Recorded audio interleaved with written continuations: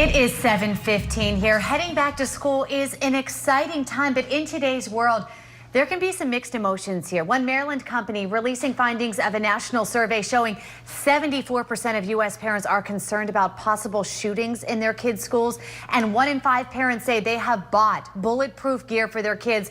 For those of you wondering if this is for you or your family, this morning we have George Tunis, the chairman and CEO of Hardwire, here to kind of talk us through this process. It is scary, but this is a reality, George. It is a reality, and you know, it's not one that we should be scared of. It's just a reality. In fact, we're probably going to be on air for about 3 minutes, and this is how long it takes for a first responder to get to a school shooting. Wow. And they've been escalating, you know, just the way the IEDs escalated in Iraq. The curve is going straight up, and it used to be a, wow, that was weird, that's not going to happen again. Well, now it's happening every week, sometimes every day. And I think when you think about having bulletproof things, you start asking yourself, I know, me as a mom, you know, am I being paranoid? But when you think about a bulletproof backpack, that's something pretty simple that they could be carrying that might be able to help them. You're going to kind of talk us through, there's different kinds of bulletproof, what would you call it, durability? Well, there's different levels, and there's different sizes. Okay. And, you know, we always use the fire extinguisher analogy.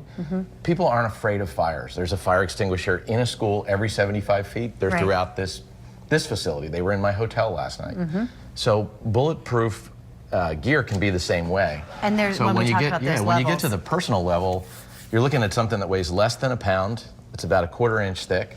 This weighs less than a People magazine. And what does this protect against? This will stop all handguns, all shotguns, so anything coming out of a handgun. Just that incredibly thin layer. You can see how thin that is. And this could be built into a backpack. It can be built into a backpack. It's actually a derivative of what is used on every cop car in New York City. That's incredible. And all the new cop cars in Philadelphia. So this is being adapted widely by the police and for police shields. And obviously different levels as we go up, but I did want to make sure we got to this as well. This is something that's kind of unique that some schools, some teachers are actually looking into having in their classroom. What kind of material is this? This is exactly the same stuff, different size. And what's interesting about this, we've been doing this since Sandy Hook. Yeah. Because we realized that so many teachers are the first responders. Right. They're confronted for that 3 minutes that we're on the air.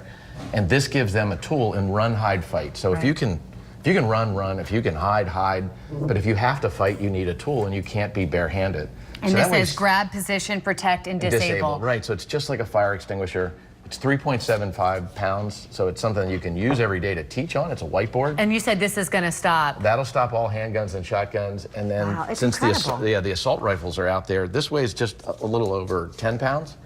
And this is something that we have in schools. We actually hang it this way. So. And George, are you selling this to parents in the state, across the country? How do they get their hands on these? Let's put it this way. They're already in all 50 states. Okay. There are hundreds of thousands of students already protected by this. We started on this way back after Virginia Tech was our first clue that this was starting to happen. Sandy Hook, as a parent, I had to do something. We had the technology.